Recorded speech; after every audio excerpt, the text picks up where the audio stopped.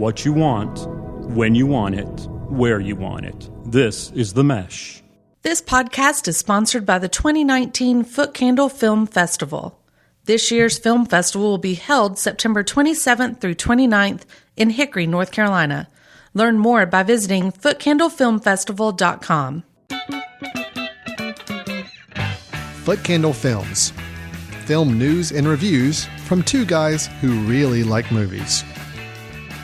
This episode is brought to you by the Footcandle Film Society. For a schedule of upcoming screenings and membership information, visit the Society's website at www.footcandle.org. Hello and welcome to Footcandle Films here on themesh.tv. My name is Alan Jackson. I am co-director and co-founder of the Footcandle Film Society and Footcandle Film Festival. Chris Fry with me as well. Yes. Same title, just ditto on everything. Co-founder, co-director, partner in crime, my co-host. How many years now? Oh man, on the podcast, quite a long while. Quite a while. Co-directors on the Film Society for about 11 years now. Right. So let's say lucky number 7 on the podcast, maybe longer. 7 maybe sounds 8. good. Let's go with 7. 7. We'll go with 7. It was a few years after we started the Film Society. Sure. We started the show. So we've been talking films and working through some movie news and recommendations for quite a while now. Today's episode is the latest installment of Footcandle Films. And what we do during the show is we have typically 1 to 2. Today's episode will have 2 films that we review, films that we're going to talk through and analyze and give our thoughts on. Then we'll move into a section of the show where we have some news to discuss, some movie-related news, maybe interesting projects we've heard of, maybe some announcements made about upcoming films. And then we end the show with a recommendation. Chris and I both each give one recommendation of a film we think is worth your time checking out. Most of the time, those recommendations are ones you can find easily online, whether it's a classic film that we feel like you maybe want to revisit, maybe something that might have slid under the radar, or just a brand new release online that we think is worth checking out. Chris, on today's show, we've got 2 reviews that we're going to be discussing. First one will be the film Her Smell, starring Elisabeth Moss and written and directed by Alex Ross Perry.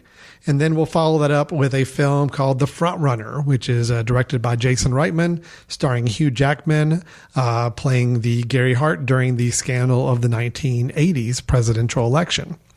So, Chris, we've got 2 films to jump right into. Let's go ahead and get started with our first review if you're ready to go. So we're not doing Ugly Dolls or Detective Pikachu. Those will be in our special extra bonus podcast edition because, we saved the good stuff for the extra bonus edition. So for those of you looking for Detective Pikachu, no, you have not missed an episode. We have not reviewed it. The reviews were not horrible for it. True. So, maybe we shouldn't put down Pikachu quite so quick. But no, we will not be reviewing that during today's show. We're going a little smaller, a little more independent with both our reviews today. Let's jump right into our first one then, which is Her Smell. How can I be expected to grow if I'm stuck living in what I already know? I don't want to quit, I just want to be in. I've tried and I've tried and I've tried. You've all stuck with me. Control of it till the very end.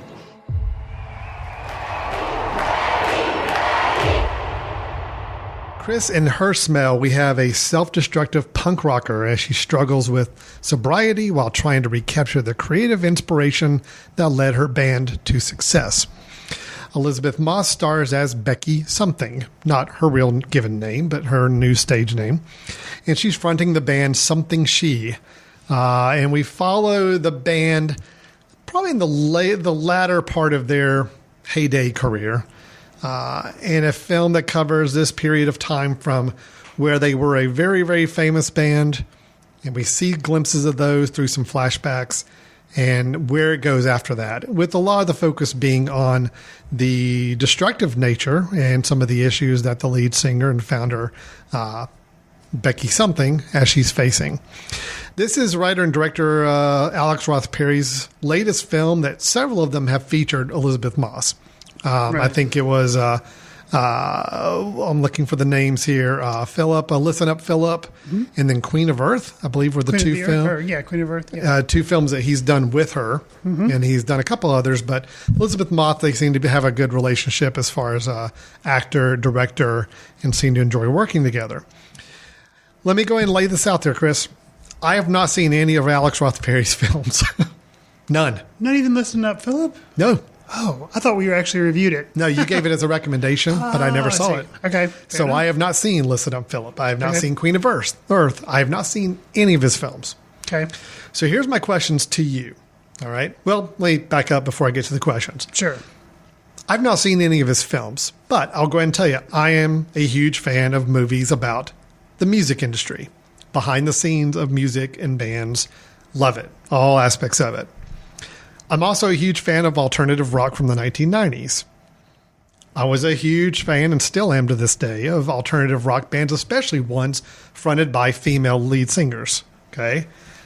Liz Phair, Belly, Julianne Hatfield 3, and even lately I've gotten back into listening to a lot of stuff from Hole with Courtney Love as the front woman. I was wondering if you were going to mention that one. Oh yeah, I think you can't see a film like this and not think about Courtney Love to some degree. So my question then to you, knowing that I'm a big fan of those genre, the style of music and everything else, but I've never seen any of Alex Ross Perry's films, and I've actually not really seen a lot of film work by Elisabeth Moss. I've seen the one I love, which I loved, and you were not that big on. No, I was big on.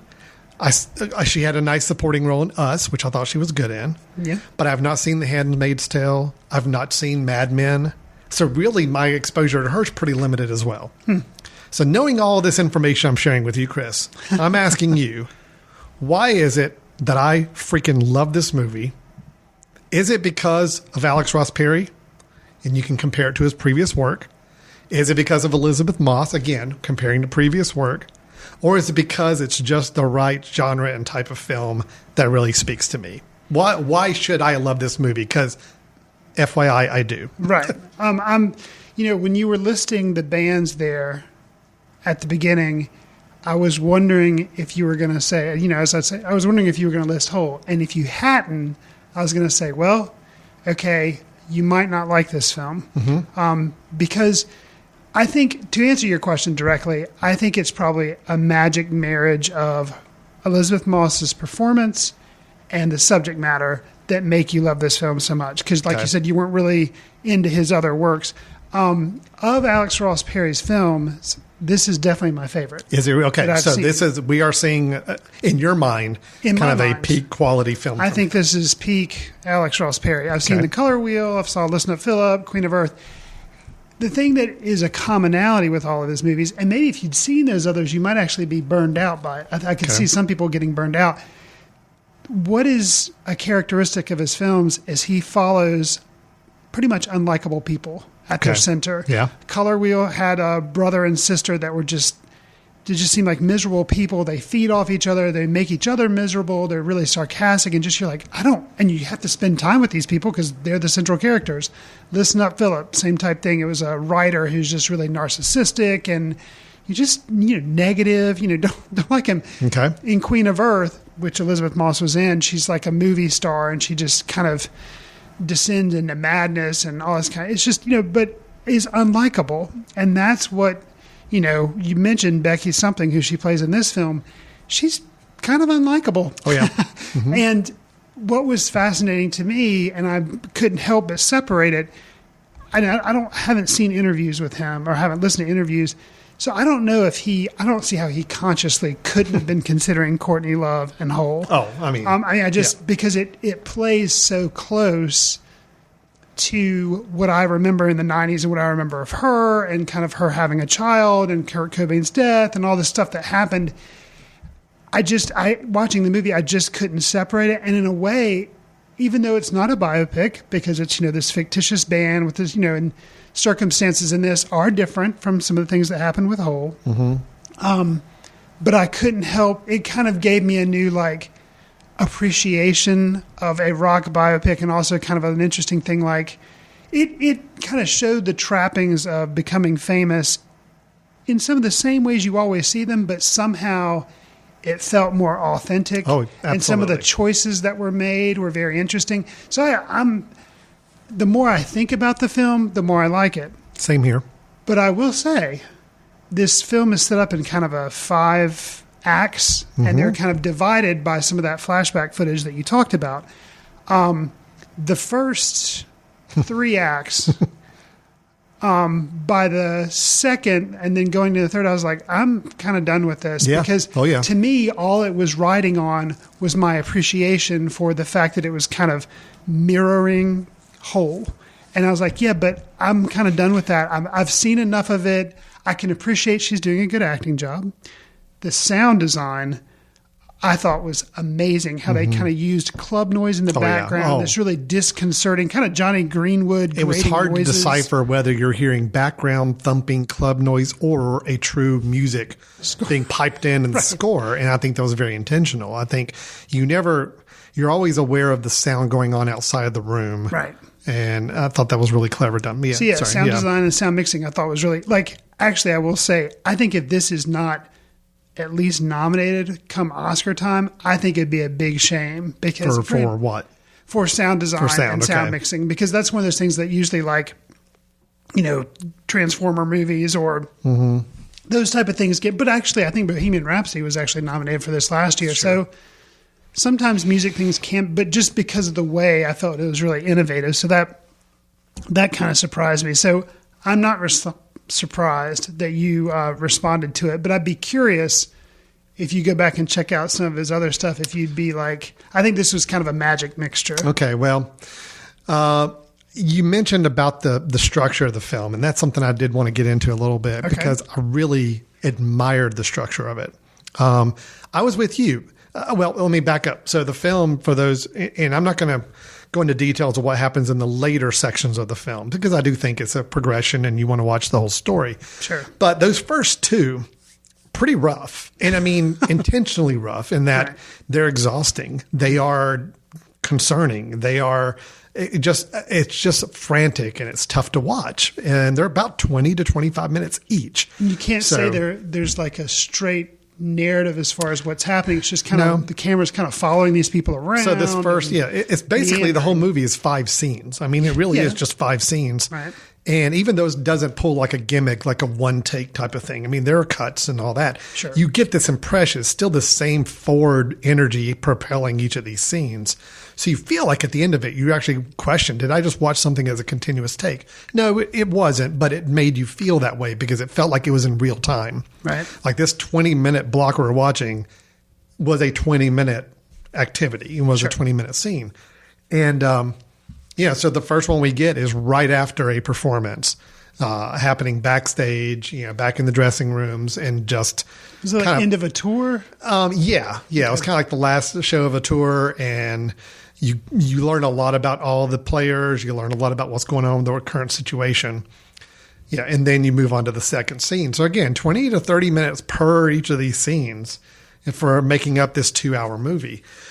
It reminded me a little bit of, you remember the movie Jobs that Michael Fassbender did? I had not thought about that, but in describing it just now, I was thinking, Steve Jobs. Same kind of idea, just taking kind of more behind the scenes moments and expanding them. Right. I think they only use 3, in Jobs, but it's the same idea. It's kind of real time, backstage. Not spend as much time with him up on stage. It's all the stuff happening behind the scenes. Now we get a couple songs on stage during this film, but the majority of the film is really backstage or off the stage. But those first 2, even 3 were terrifying, exhausting, frantic. I mean, just sometimes a bear to watch. But then it got to the 4th one. And I don't think we need to go into details about what the 4th one was, other than it was a complete tonal shift. Oh, yeah. Even style of the film looked completely different. Right. The 4th one was my favorite because I felt like it did the most to really solidify the film for me as far as what we're really trying to see and do here. Sure. And then the 5th one I thought was a nice closing scene for the film. So it's a great structure. It worked for me and I didn't think it would. And it took me the first 2 to figure out what was going on, to realize, no, this is the way the film's going to be. It's going to show us these scenes in elongated scene form, but we're only going to show you, 4 or 5 of these during the course of the movie. So I like the structure a lot. I thought it really worked. I think before recording, you'd talked about how you pretty much went in blind and you didn't know anything about it. And you hadn't even seen a trailer or anything. You mentioned here on mic that you were unfamiliar with Alex Ross Perry, but as far as even like the description of the movie or anything, you went in completely blind. I knew from the poster and the one-line IMDb description that, it's a female rock and roller that seems to be going through some hard times. Right. That's basically it. And I think because I was aware that it was kind of divided up into little kind of events like you were talking about, I got to be really leery of it halfway through the second one. And then the third one, I was just like, come on. I really was worried. I was like, I thought I would really respond to this. And I liked certain aspects, but I was kind of almost done with it. But yeah, I agree. The fourth little piece kind of brings it on home. Brings it all home. And then the fifth one, actually, I'll say too, won't get into like spoilers or anything, but also for Alex Ross Perry, tone and he could have gone really dark. Oh. And a lot of times he loves to do that. I think he loves to make things super depressing. But maybe it was because he helped write the script for the live action Winnie the Pooh that was done with Ewan McGregor. Oh, yeah. Or Christopher Robin, I think it was called. That was the name of the film. Yeah, it was named. So I think maybe he got a little lighter or something. Well. So not that it's all like, fairy tales and rainbows and everybody loves each other, but I wonder if that had some effect on how he decided to craft. Yeah, this film. that fifth sequence bordered between you really had no idea where it was going to go. Right. I think he intentionally kind of threatened you with a little bit of this could go really, really bad. Mm-hmm. And even one of the characters even says, "I got a bad feeling about where this is going." Right. So. But he did kind of subvert some of those, I think, expectations, and I thought the ending was handled extremely well. I like how, and I was not expecting this. There's kind of a cyclical nature and kind of how some of the shots mirror each other. Well, basically, the end of the film starts almost in the exact same shot as the beginning, right. And even the title comes up in the exact same way, beginning. I love that too. Yeah. But the ending was a nice balance between a Hollywood style ending and a very depressing indie. It didn't go too far in either direction, and it could have. Oh, yeah. In several places. I almost caught myself starting to roll my eyes saying, oh, no, they're going to go this route or they're going to go this route. And they didn't. They kept it, I think, very even-tempered, and it was a nice way to end this. You mentioned the tone. I thought the tone was also important because I thought even in those first 2 or 3 sequences, which were just a lot of frantic, manic energy following Becky around, they still did a great job of balancing a tone between outrageous and a little bit comedic. And I'm thinking like her spiritual advisor that would be following her around. And the shaman who was picking up the energy from other people she was talking to and advising her along the way. Right. All the way to terrifying, like any scene where she's handling her child. Yes. That balance was very deftly maneuvered to where it never let you got too comfortable in one style or another. And I thought that was really well handled.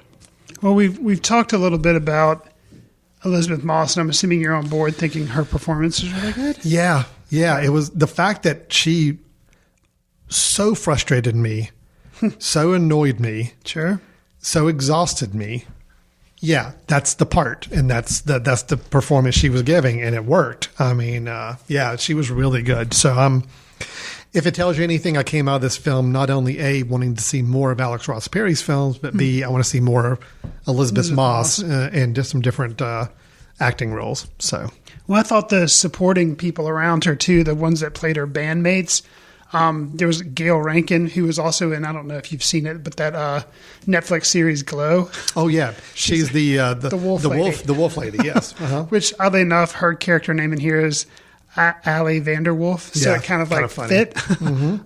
But I thought she was really good, and then I think her name is Agnes Dean or Dane as Dean. Marielle. Yeah, she was the other player in the band, and I thought she was really good. Oh, they were all really good. So I thought all the Dan female... Stevens, her husband, I thought was really good. I wish he had a little more to do.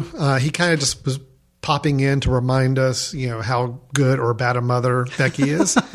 There's a little bit of a running joke with him that he used to be a DJ, and they kind of play with that in the credits too, which I love the credits. I love the made up album covers and cassette covers and all that. Right. I wish he had a little more to do, but the times he was on screen, he was good. Yeah. What'd you think of Eric Stoltz? I thought he was great. I thought he was, it was one of those films. I had no idea who all was in this thing. Sure. So watching it, it was great. It's like, oh, that's Eric Stoltz, and it's playing her manager. And he plays her, just that line of, hey, I'm kind of smooth and professional, but yet you start to realize over time, oh no, this guy's stressed out. This guy is a mess dealing with this band. Right. I thought all the girls in the Acre girls band were all really good. It's kind of this new up and coming band that becomes, I'll say, friends with Becky, if you can call it that. And we follow them a little bit along the way too. Their trajectory is going in a slightly different direction than Becky's is at the time. One thing I really liked about the film too is it was doing a little bit more to explore this idea of, okay, you have a Becky something or a Courtney Love or some of these people who cause drama and destruction and, tours fall apart and shows get canceled or whatever, that there's actually some ramifications from all that. All the talk about lawsuits. Yes. There's a great dialogue between her and Dan Stevens, her ex-husband, talking about all the lawsuits that are on her and about how she has to kind of manage those. And it's like, yeah, that's the kind of crazy stuff you start thinking about. Tours getting canceled, all that. It actually really did show, like you said, and all this other stuff. Yeah, showed a lot of the authentic, like you said at the beginning, authentic depiction of, okay, these are people where celebrity has completely consumed them, and they've lost touch of what it is they're really doing. And here's all the ramifications that happen because of it. And that's really what the fourth scene kind of helps explore more of that, which is why I probably like that one the most, because it's kind of just shows us the aftermath of everything we've dealt with in the previous three. Well, without getting, again, don't want to spoil anything, but I think it is without a doubt my favorite scene in the film. And it reminds me a lot of a similar scene in Tony Erdmann, which we reviewed a long time ago. Oh, yeah. But there's a performance of a Whitney Houston song in that film that totally, I don't know, it identifies what's going on with some characters, changes the tone, and kind of lets you know all that you need to know. It's kind of like, an Oscar moment. You could show that and be like, okay, there's a performance of Heaven by Bryan Adams by Becky something. And there again, we'll go into details of it. But it is awesome. It's the best use of a Bryan Adams song in a movie, I'm pretty sure. and I had no idea. You see her sing some in the beginning, but I had no idea that Elisabeth Moss could really sing. It's really good. And it is good. It's good. No, I agree. I that's probably my favorite scene too. So I think if you can but if you can plow through some of the tough stuff and get to that part, man, it's good. It is an endurance challenge to get through those first three scenes. Yeah. But the fourth scene, I think, totally redeems it. And then the fifth scene, I think, is a nice closing to the film. It works. Yeah, sure. It does kind of what you want it to do. Doesn't play quite into expectations as much. And, I'm a big fan of this film. Really love it. There's a couple other things I was going to mention. I just thought were... Sure. I love with Elisabeth Moss' performance, her dialogue. It's this verbal, just constant gushing of things coming out of her mouth, saying anything and everything going on.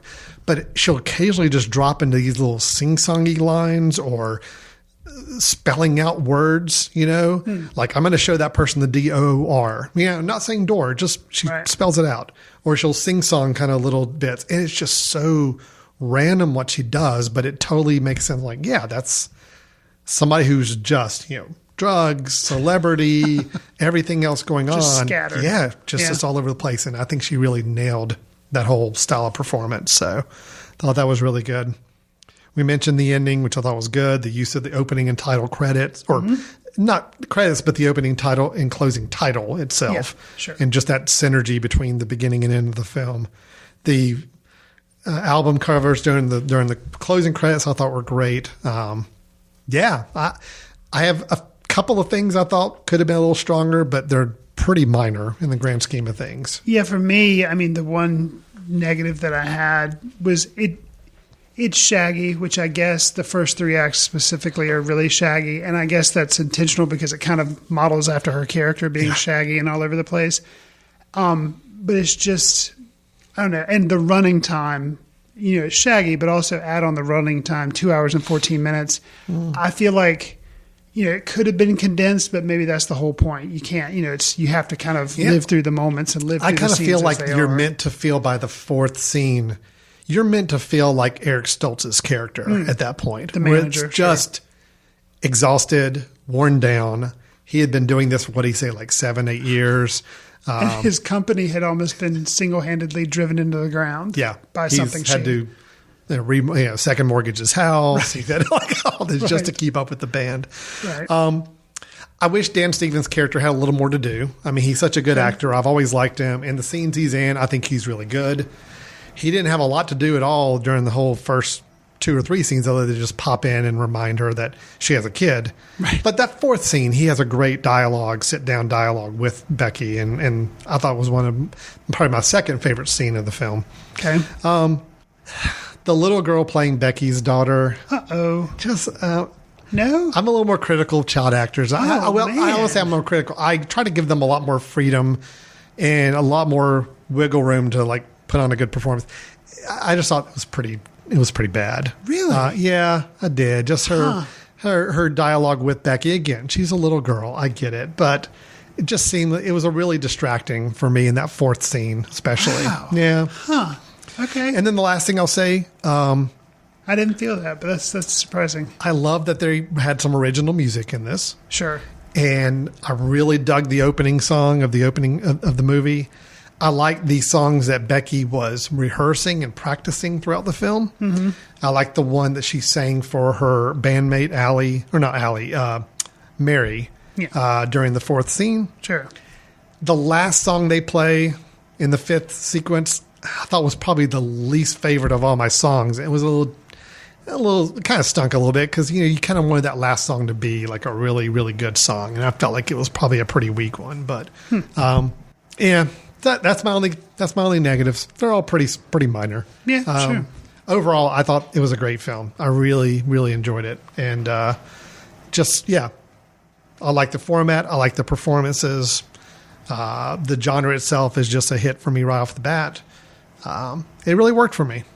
Yeah, I think we're on the same page, which surprisingly, about halfway through, I would have thought that, I was not going to like this film. Yeah. And at the end of it, even so, I was like, it's okay. But over time, in the days that have followed me watching it, it's kind of grown in my estimation. So I'm not sure what my star ranking will end up being, but it's definitely going to be, I think I'm at the 4.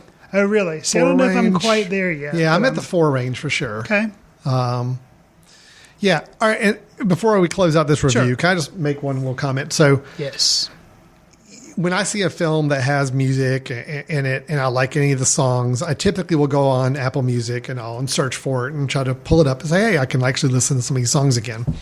And there is an EP out for Her Smell that has the songs, the ones sung by Elisabeth Moss during the film. Okay. You've got the first song. I'm sorry. Take it back. You do not have the first song in this EP. The first song in the movie, which I thought was the best song, is the one song not in the EP. That's interesting. But even the one she sang to Mary, even the one her practicing in the studio, are all on this EP. The closing song is on the EP, and the one that the Acre Girls sing in the studio is on the EP. So you're saying interesting choices, but not the opening song, which to me was the best song, and frustrating. So that is weird. Alex, get on that, man. So, that must be a mistake. Somebody just must have messed up a track listing when they put out their EP. The whole thing. I guess. That was a little disappointing because I kind of wanted to hear that first song again, and it was not there. Interesting. All right. So that aside, I think we're both pretty high on Her Smell as a film. I'm going on a limb right now saying it's one of my favorites of the year so far. It really worked for me, so I would definitely highly recommend it. Just know that, yes, that first half is a bit grueling, is a tough sit through, and there may be some moments in the first 30, 45 minutes where you want to throw in the towel and walk away from it. As does pretty much everybody else that's watching Becky something. I think that's the idea, is that we're being put in the shoes of watching this train wreck of a character and how it gets progressively worse over those first 3 scenes. But it does really pay off for those last 2, I think, having to go through those first 3 sequences like we do. So that's Her Smell. It is available on Amazon, iTunes, all the places where you can buy or rent movies online. And we do give it a high recommendation from our end. So Chris, let's move on to our second review, which is the latest film starring a Mr. Hugh Jackman playing Gary Hart. And that is the film The Frontrunner. The youngest candidate. Hart spoke at campaign trail. The clear frontrunner. So start with the shoulder in a little. My name's Gary Hart, and I'm running for president. I want you to think about the opportunity that we have right here, right now. I've never known a guy more talented at untangling politics so that anyone can understand. It is a gift, and he wants to share that. And all anybody wants is for him to take a stupid photo. He will never understand that.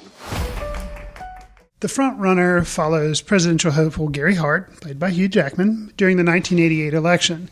From surefire occupant of the Oval Office at the onset to tabloid dumpster fire footnote in the history of politics at the film's conclusion. Director Howard Hawks once said, "A good movie is 3 good scenes and no bad ones."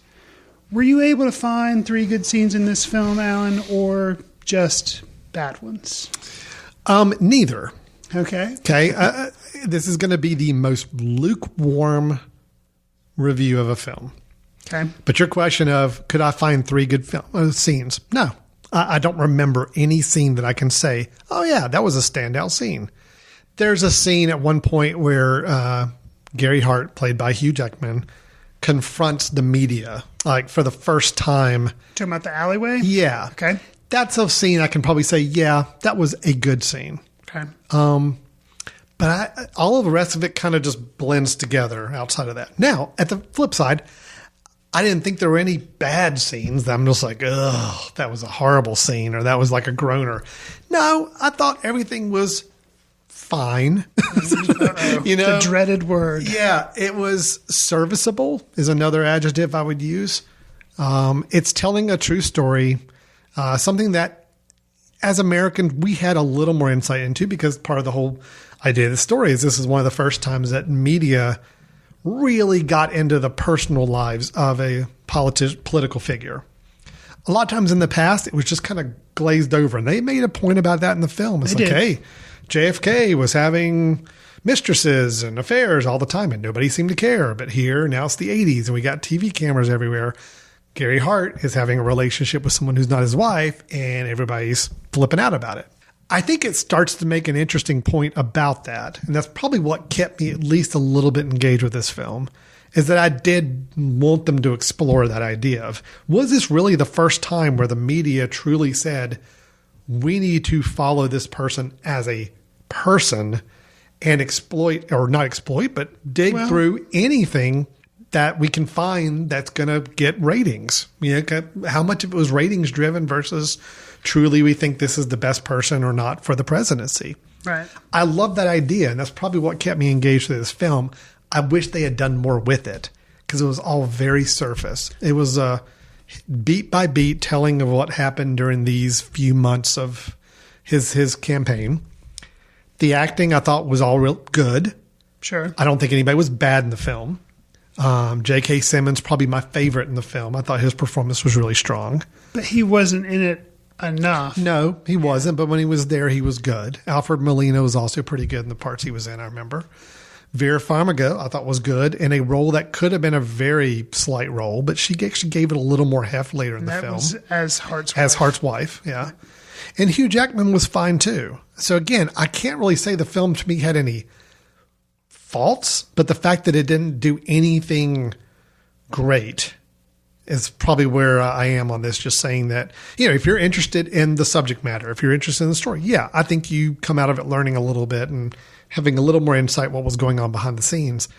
But outside of that, there's really not a lot for this film to give us. So what's your thoughts? Yeah, I'm kind of with you. That's kind of why I phrased the setup the way I did, because although I wouldn't say there were any bad scenes, basically for me, I could only come up with two. Oh, you got two. Okay. Well, let me tell you. Okay, so one is the one you mentioned about the whole kind of alley where he confronts some reporters coming to try to get him. And that I thought was Hugh Jackman's best scene. Yeah. And I thought there would be more of that, and there wasn't. The other scene you could say was kind of a minor scene, but it was good because it gave you something else to think about.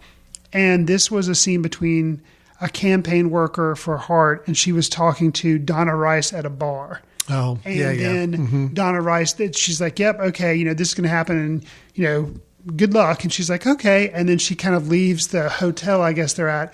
Well, she leaves, the campaign worker stays at the bar. She starts to go down an escalator, and then she looks back, and the campaign worker's gone, and she sees all this press down at the bottom of the escalator.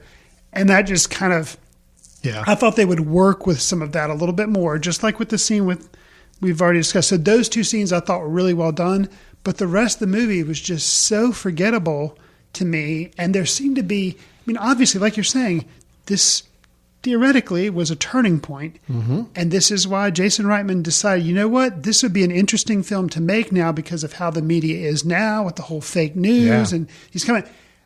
But he seemed to concentrate so much on not being heavy-handed with it that he wasn't handed at all. That's the thing. It just kind of laid there. Again, we always say, I think you and I always kind of have a thing of questioning, like when we're watching a film where people are acting as real people through a real event, the question is always, would this have been better served as a documentary, or is there a reason for this to be an acted film? And this is one where I got to say, I don't really see a reason for it to be an acted film the way it was presented here. Sure. I didn't think I learned enough that I couldn't have learned through a really interesting documentary about this time period. I'll say this. I remember when Gary Hart was kind of in the public eye. I was a kid, but I remember it. Sure. I seem to remember he wasn't the most intriguing guy to watch on TV or to listen to talk. It was I seem to remember, fairly plain vanilla kind of candidate.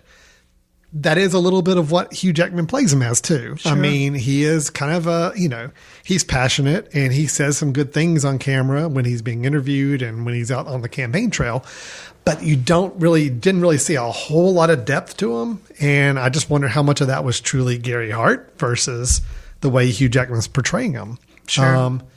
I think Hugh Jackman's hair deserves like a best supporting. Yeah, it was good. Yeah, it was good. They got all the right stuff down pat as far as the time period, the look of the film. Yeah, sure. There were some moments, especially at the beginning of the film, where it's a lot of almost like you're not really meant to like listen in on one particular person. You're just kind of getting a sense of all the activity going on at the time. I think they did some good things with some of that, but it was just a very slight movie, which is disappointing. I almost wonder if Jason Reitman is maybe his strength as a filmmaker, the films I love of his, is where he really gets to help us get to know and learn about a character, really help us develop that character. Think about Charlize Theron in Tully. Think about, some of the characters from Juno. Even, I would say, George Clooney's character in Up in the Air. It's creating a character and then really seeing them develop. And here he's kind of been given a script and say, this is obviously the people know who Gary Hart is. We know how this thing ends. We don't get to see a lot of development. And I think that kind of handcuffs Reitman a little bit. He doesn't get to explore these characters. He just has to tell the story that is out there for the public to know already. Well, I think what's interesting is in the instances you've mentioned, the three you mentioned, two were co-productions with Diablo Cody. She helped write them. True. And then one, Up in the Air, she didn't. Yep. So I tend to think his better work is with Diablo Cody, that being Juno, Young Adult, and Tully. Those are his three best films. You're right. But then there's Up in the Air, and I actually like Thank You for Smoking, which are two that he did without her. And he did the screenplay for Up in the Air, I believe. He didn't write the original story, but he did the screenplay. Right. So he got to flesh out the characters and dialogue. I think that's where maybe some things struggle is with the writing. Sometimes, like, if Diablo Cody's at the helm, then he does a good job taking a material and bringing it to the screen. But like you're saying, he did a good job with Up in the Air. So, well, I mean, and again, I'm reading a lot into this, and I don't mean to speak for Mr. Reitman because I don't know. This seemed like a gun for hire movie where somebody had a script. This is a hot political topic. This is the right time to do this film. Let's go do it. And Jason Reitman, let's sign him on to be the director. Where at least with a lot of the other films, I get the impression there was a little more emotional connection for him with the film. Here, I don't know if he had it. Now, I'm just speculating. Sure, I don't know. But that's the way this came across, is I didn't see anything really inspired in this film. Well, I'll say this too. His next project, at least according to IMDb / Letterboxd, is supposedly the 2020 release of Ghostbusters 3. Yeah. Which I am curious about because he's attached to it. And you and I, his film prior to this was Tully, which I loved. Yeah, I did too. So it was like top 5 film of the year for you and almost for me. Yes, I was let down with this, but I did not consider that maybe it was a little bit more of a gun for hire type thing. Interested to see what becomes of Ghostbusters 3. When Ghostbusters, okay, you could, if somebody listening and hearing that announcement say, oh boy, he's just signing on for a big budget, remake or sequel. Well, keep in mind, his father was Ivan Reitman, who did the original too. Right. So I could see it being a little bit more of a passion project for him than just I get to direct a big blockbuster movie Well, and coming in after the Ghostbusters reboot that they tried to do and everything, I would think that it's like, do I want that kind of headache? So for him to be willing to take it on, I would hope means there's something special there. Right. So yeah, I agree.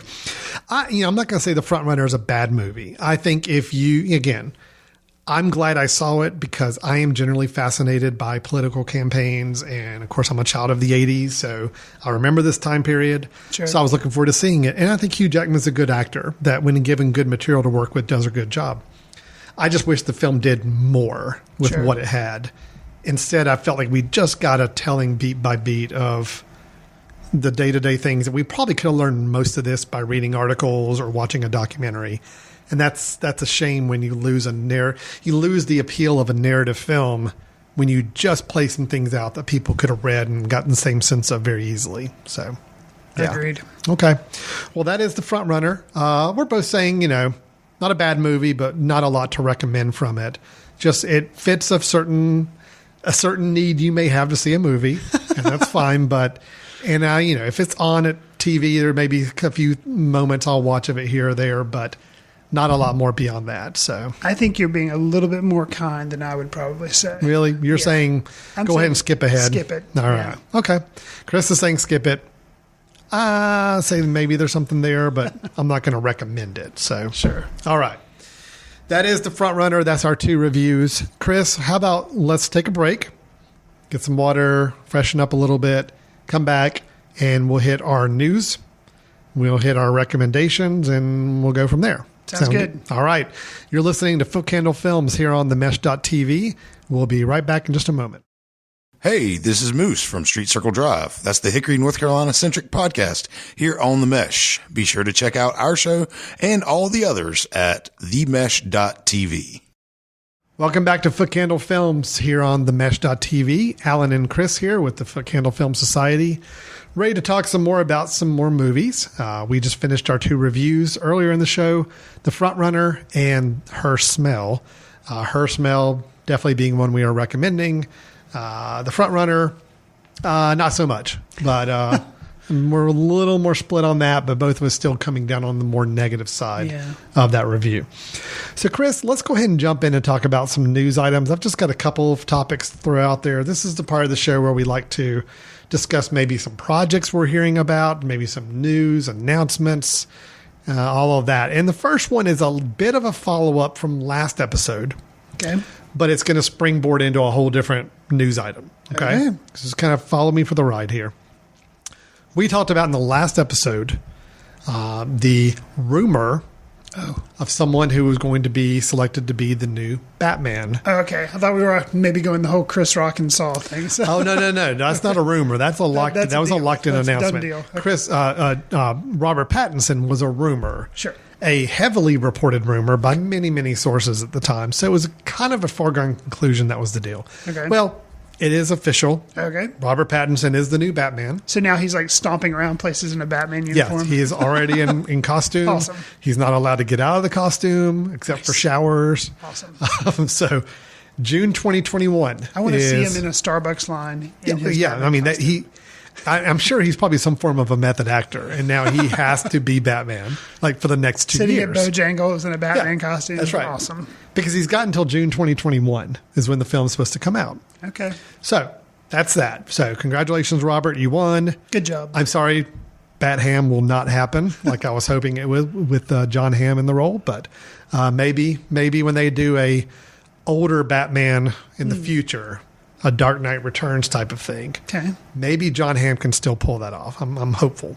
Fair enough. But let's talk about Robert Pattinson on another project. So Bat Pat? Is that what? Bat Pat. Ooh, I like that. Yeah, Bat Pat we have now. Awesome. So before we see him in the cowl, okay, he is going to be in the new film by a Mr. Christopher Nolan. So a little interesting synergy there. Of course, Nolan bringing us the latest Batman solo films and doing a really good job with them. Well, Christopher Nolan has a film called Tenet coming out in July 2020, so about a year from now. Okay. I knew the name of the film had been released, but that's all I know about it. Well, and I don't, just like any other Christopher Nolan film, we don't know really anything else about it. Okay. Dunkirk, we knew very, very little about it. Except it's going to be something about World War. It's a war movie, and there's planes in it, but that's about all we really knew. Sure. So Tenet, the thing I'm probably the most excited about with this film, it starring John David Washington. Okay. So that is Denzel Washington's son. He was the lead actor in BlacKkKlansman from last year, which we both really liked, and got nominated for acting, I believe, for that film. I think so. So he is going to be the lead. We also have Aaron Taylor Johnson. Kenneth Branagh's returning from his role in Dunkirk to play in this film too. Okay. And now Robert Pattinson has also been added to the cast. So interesting actors, which is something Nolan typically does, is gets a good cast together for this. All we know about the film is that it's from an original screenplay of Nolan's. Okay. It'll use a mix of both IMAX and 70 millimeter film. Of course. Of course. Being filmed across 7 different countries. Okay, so the bankroll is shooting up. It's a big budget. Sure. International espionage film. Considered an epic is how it's being labeled. Do we know if it's a period thing about espionage or is it present day? Don't know. Did not I can see from me, I mean, I think I've mentioned this before. I kind of get burned out, like the whole Bourne series and, you know, Atomic Blonde, which I did like Atomic Blonde. Yeah. But then they have out this movie that's coming out called Anya or something that's about this spy. They had Red Sparrow. The whole, like, spy espionage thing. You're talking about like modern day spies or just... Well, and even some period, like I'm just kind of done. I just don't, I don't. But Christopher Nolan being involved and all these actors, I'm like, well, if anybody, just like I was kind of done with war movies, but Dunkirk I really like. It's very different. Well, we got to hope it will be. Yeah. This is being labeled, of course, by the studios as an action epic. Now, granted, you know, I would not call Dunkirk a epic war film either. I want to see Kenneth Branagh in an action epic. Well, we'll see. That would be epic. We are talking July 2020, so about a year from now. Good cast, of course, a good director. Christopher Nolan. I mean, I know we're both fans. I can't remember, Chris. What is your favorite Nolan film? Wow. I don't know. I'd have to. I mean, I'm really high on Inception. I like all 3 Batman movies. The strongest one is actually kind of tough for me between Batman Begins and Dark Knight because of I don't know. But Dark Knight's probably better. Batman Begins is my favorite Nolan film. Is it? Yep. Okay. And I really like Memento. And The Prestige is my second favorite. I love The Prestige. Love The Prestige. Yeah. So, it's... I mean, I definitely think he's probably one of the most interesting directors to be following right now because he hasn't really made a bad movie. I would agree with that. I think the one he did with Robin Williams and Robert De Niro was good. Al Pacino. Yeah. I liked it too. It wasn't a great movie. It wasn't to me like one of those that just very memorable and just really did some interesting things. Sure. Memento obviously was very creative. And then you had that film, which I just didn't feel like was as impressive, but it was a fine film. Sure. And then he jumped right into, I think after that is when he did Batman, and really stuff took off from there. So, Batman Begins is my favorite Nolan film. Prestige is a close second. Okay. Yeah. Then I'd say The Dark Knight. I do like The Dark Knight. I just like Batman Begins better. Sure. So, okay. So that's Christopher Nolan and Robert Pattinson working together. So let's flip over and talk about festivals, most notably the Cannes Film Festival. It just wrapped up. Heard of that one? Yes. It's our ticket got lost in the mail. We were invited, is what my understanding was, but we didn't get to make You're it. Be on some panels and be some judges too, right? And plus, I mean, it would have been a really tough time for me to go to. I've got a lot going on right now. I understand. Not that I wouldn't have enjoyed a little jaunt out to the south of France for a really nice You've already event. asked them to kind of move the dates for next year. I did. So fit I requested our schedule better. I said, I've got a lot of yard work going on. There's just things that are making it really tough for me to go. So we didn't get to go, so we have to just read like the commoners, all the reviews and news that come out of the festival. Sure. There are a couple things I did want to highlight that I thought were interesting. I'm not going to go through all the selections and winners, but just maybe 3 highlights from it. So the Palme d'Or, which is the first place prize that's given to a film in that film festival, was awarded. It was awarded to the latest film by Bong Joon-ho, which is called Parasite.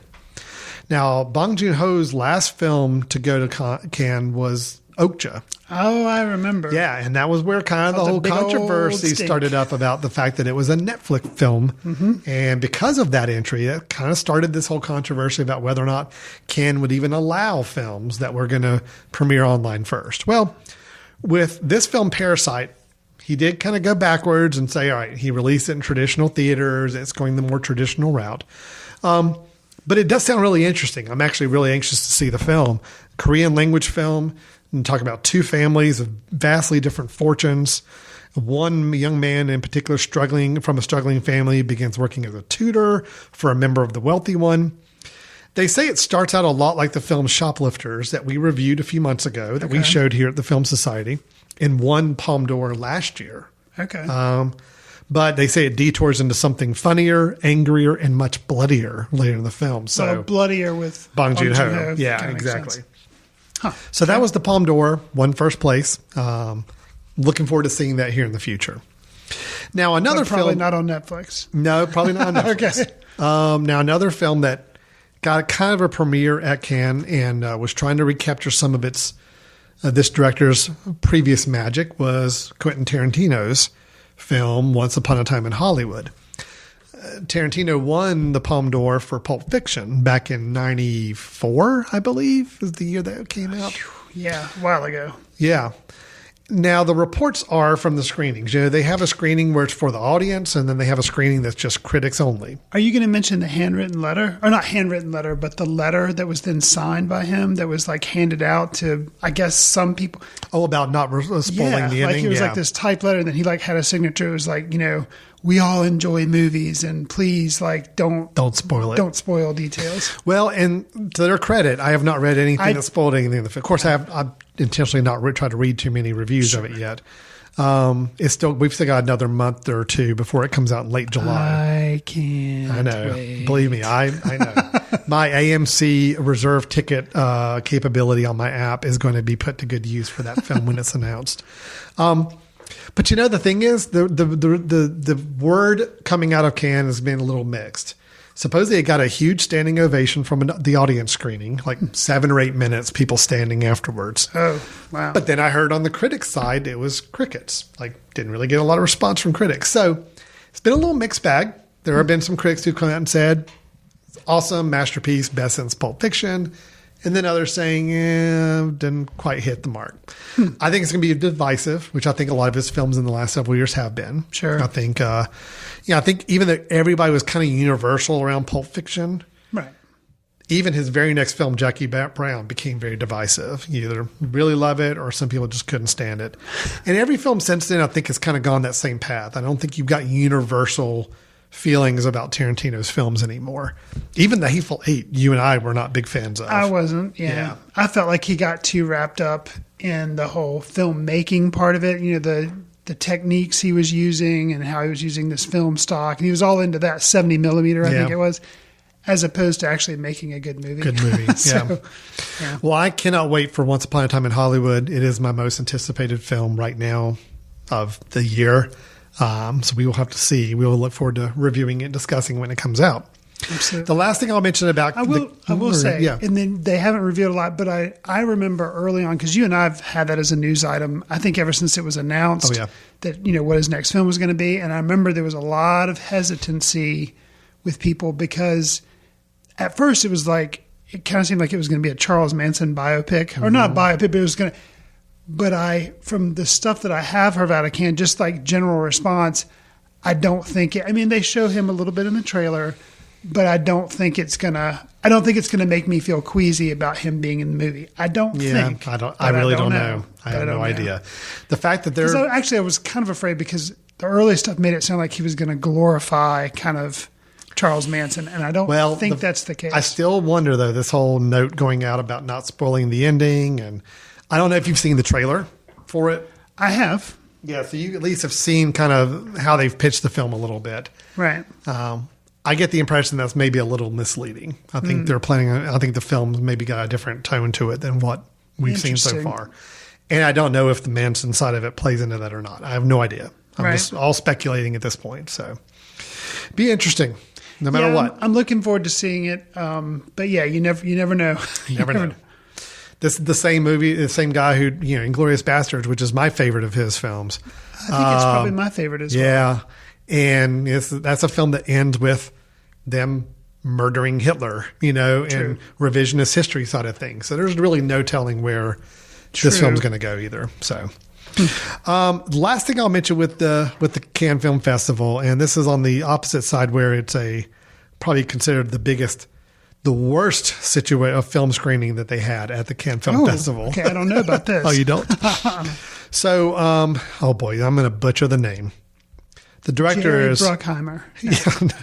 Abdelatif Kinich. He did Blues the Warmest Color a couple years ago. Know of that film. So he brought his latest film to the Cannes Film Festival. And the rumor is, from what I've read, that normally the people who kind of pick the films to show at Cannes get to see the films in advance. And that kind of makes the determination whether they bring them or not. Sure. Supposedly with this film, they only saw a small portion of the film. They didn't get to see the whole thing. They still made the decision to bring it.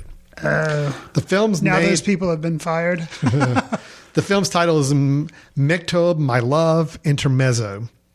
And it is kind of a follow-up to Blues the Warmest Color. It's kind of in that same vein, not the same characters, not the same actresses, because remember, the actresses in that movie kind of had some real issues about his style of filmmaking and the stuff he put them through. This film that came out and it was shown at Cannes was considered to be such a disappointment. It failed to get U.S. distribution, which is kind of considered a rarity at the Cannes Film Festival. Yeah. It is 200. So it'll go straight to Netflix. 212 minutes long. Whoa. Which is 3.5 hours long. 3 hours, 40 minutes. Takes place almost entirely in a nightclub in 1994. Features a nearly pornographic 14-minute sex scene.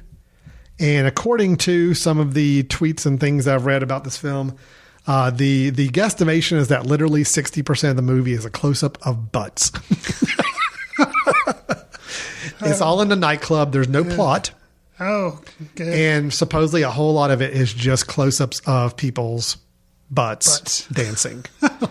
Followed by pornographic sex scenes. Oh, my gosh. So, plot-free, 212 minutes.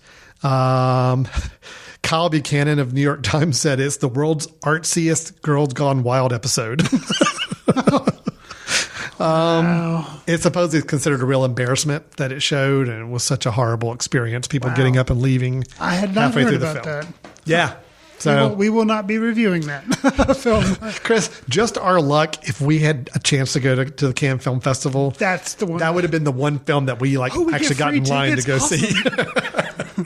If we come away so disappointed. Man. All right, so that's the Cannes Film Festival in a very quick nutshell. There's a lot more. I mean, they showed dozens and dozens more films. But as far as the ones that kind of stood out as the highlights, that's what I heard a little bit more about. So, Chris, that's all we've got for news right now. Let's go ahead and roll into the last portion of our show. And this is the one where you and I both get to kind of chime in with one film. Can be old, can be new, can be little known, could be well known. Just something we feel like we want to bring back to the forefront or get people's attention to, and recommend as something you may want to check out or watch if you have some free time to do so. So, Chris, how about I've been chattering the last little bit. Go ahead and tell us what your recommendation is for this episode. I am going to recommend a film that came out in 2019, and I guess trying to rib the folks over at the Cannes Film Festival. It was released right on Netflix. Yes.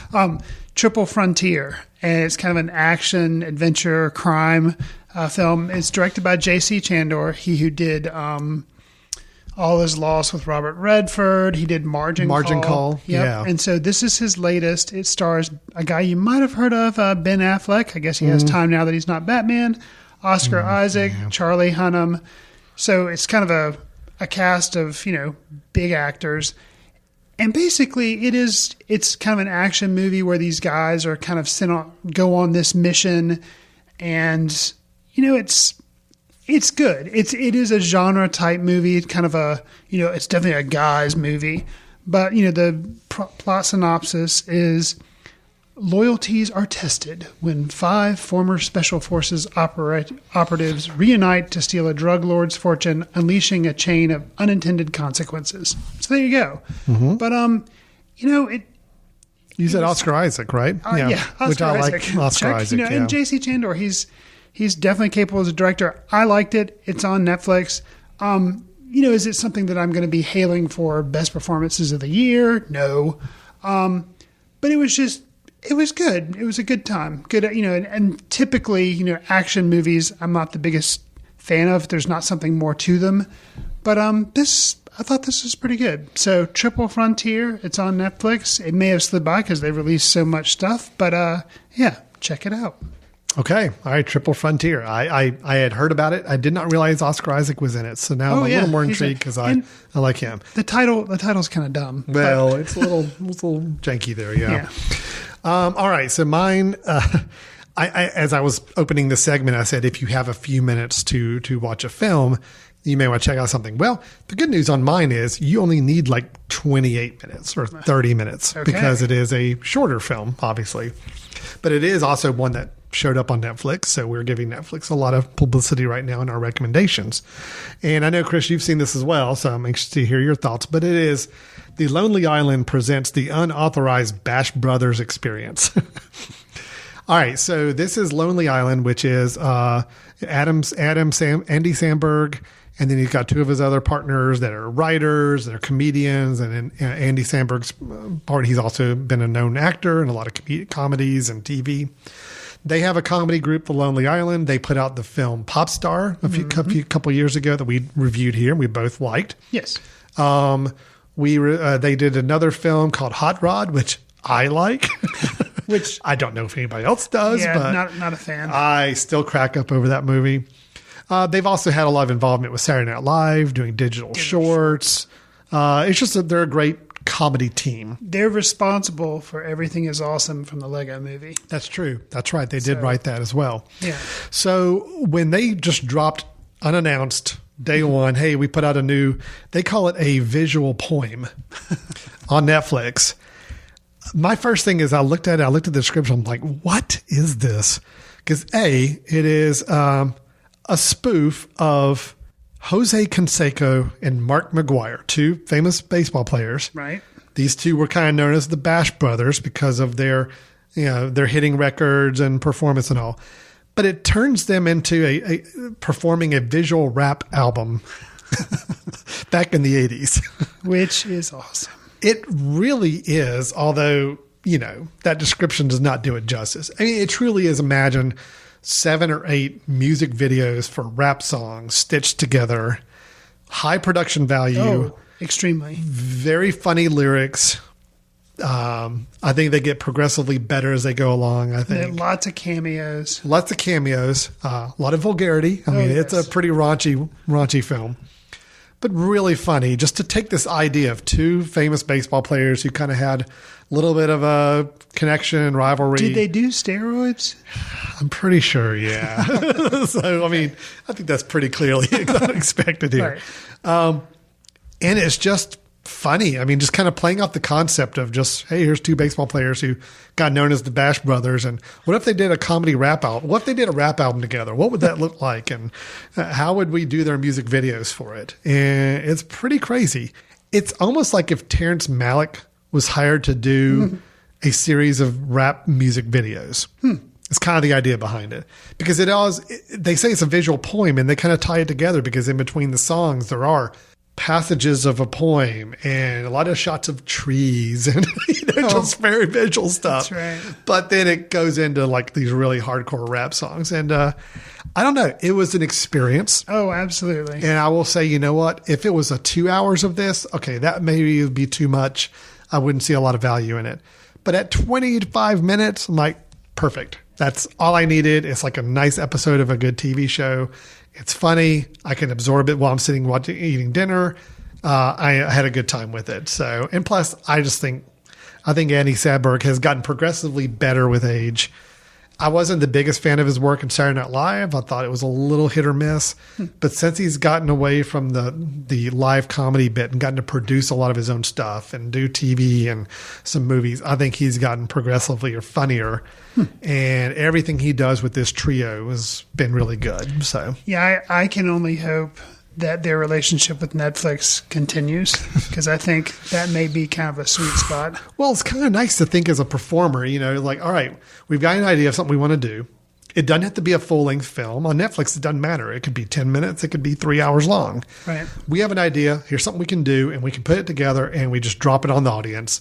Doesn't need a whole lot of marketing, a whole lot of fanfare. Just put it out there. Our audience will find it and enjoy it. So I've been kind of surprised because I haven't, I found the movie I recommended, Triple Frontier. Netflix did promote it a little bit. Yeah. They tweeted about it. They would put it on kind of the home screen when you would go to log in. And with that film, I'm kind of surprised, they haven't really, done anything about it at all. I wouldn't have even known about it if it wasn't for some people on my Twitter feed who said, oh, hey, look what just dropped, and linking to it. And I'm like, oh, that sounds interesting. Okay. And anyway, it's great. It's funny. It is enjoyable. I will agree. It is. So, all right. So that is the Lonely Island Brothers presents the Unauthorized Bash Brothers Experience. That's quite the title. It is. And then we had Triple Frontier, also quite the title, from Chris on a recommendation there as well. So, Chris, we hit a lot of more independent, smaller stuff, in our reviews today, which is good. That smell. Her smell. I have to joke about it because, unfortunately, when I was trying to search for this movie last night to watch it on iTunes, I kept searching for that smell, and I never found the movie. I found a whole lot of Leonard Skinner compilations and biographies, but not the movie I was looking for. So my apologies for calling it the wrong name. Her Smell there we go. By Alex Ross Perry. We're both very high on. Then we had The Front Runner. We're both fairly low on. I maybe had a little more graciousness towards it than Chris did, but still neither of us finding a whole lot of reason to recommend it. We had our news items with talking about Robert Pattinson, thanking him, congratulating him for his job as Batman, and also the role he'll be playing in Christopher Nolan's new film Tenet. And then the results of the Cannes Film Festival and how, Chris, I really feel like what our podcast is missing is 60% more dancing butts. So right. Maybe we need to see how we figure that into the equation here. I just hope it's not me and you, because that would be... that'd not be pretty. That's not going to be fun. No. So, all right. So we're going to wrap it up. Chris, people have some opinions. Maybe they want to be more of a champion for the front runner, tell us what we missed, or tell us why her smell is not all that. Anything in between. How can they go about getting a hold of us? So you can send some email feedback to info@themesh.tv with Footcandle on the subject line. Also, as far as feedback goes, feel free to subscribe to us on iTunes and leave a star rating or review because that helps us reach new listeners. You can follow us on letterboxd.com or even on Twitter. We have Footcandle Film on Twitter, as well as I'm at Chris Fry and Alan is at Alan Jackson. I would be remiss if I did not mention the 2019 Footcandle Film Festival that's going to be coming up September 27th through the 29th. We are closing out submissions, and we're actually narrowing things down and getting ready to announce our lineup in another month or so. Yep. So look for that, but we're really excited. We're going to have a lot of good films and filmmakers attending, so that's always a good thing. And then, we'll throw this out to our listeners. I'll let Alan give a little bit more information, but we like movies. We know that you do too.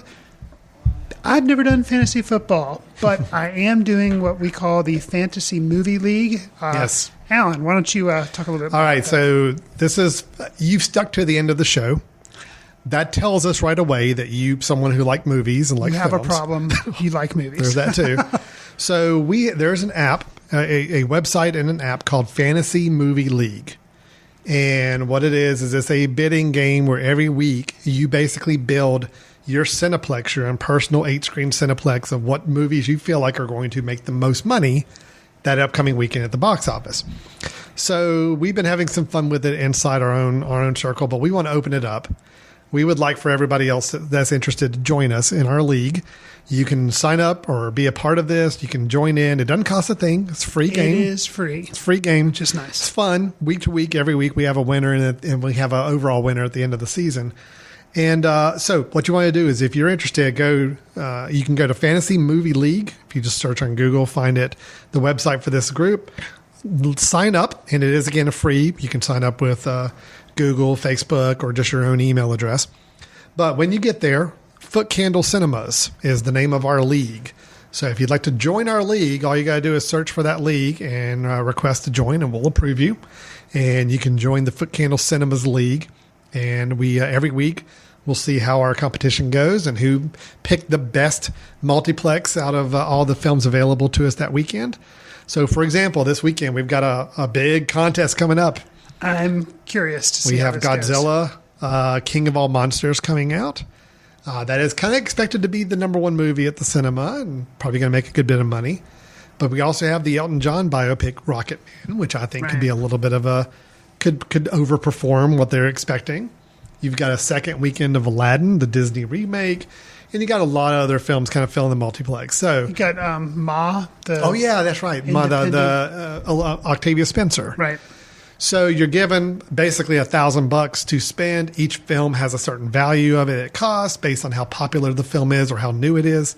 And you pick and choose your slate of 8 films based on what you can afford and what films are coming out or are still in the movies. So it's a lot of fun. We have a good time with it here in the offices, but we'd love for you to join us as well. So anybody who's hearing this and sounds the slightest bit intrigued, wants to spend maybe, 15, 20 minutes a week putting together their slate and competing with us. Or late nights putting together spreadsheets, depending on how you roll. Yeah, so I may or may not have a SQL database built to help me predict winners. But I will also say, out of the 3 people that we started this league with, I'm in 3rd place. So don't listen to me. You could just go on there and just randomly guess and probably do better than I'm doing. All right. So Fantasy Movie League, it's an app on, I know iPhone, I'm assuming Google as well. And we also have the website you can use too, Fantasy Movie League. Hope to see you there. And I think that should wrap it up for us, Chris. You mentioned the film festival. We'll have more information on that before too long. And just stay tuned to find out what our next episode is as far as reviews, recommendations, and news that we have to share. So, for Alan and Chris from the Footcandle Film Society, thanks for listening. We'll talk to you next time. See you in the ticket line. Watch films out of the reverence of the heritage of an art. Watch films through the courtesy of Footcandle Film Society. Special thanks to Carpal Tuller for the show theme music. For more about Carpal Tuller, visit www.carpaltuller.com. You've been listening to The Mesh, an online media network of shows and programs ranging from business to arts, sports to entertainment, music to community. All programs are available on the website as well as through iTunes and YouTube. Check us out online at themesh.tv. Discover other network shows and give us feedback on what you just heard.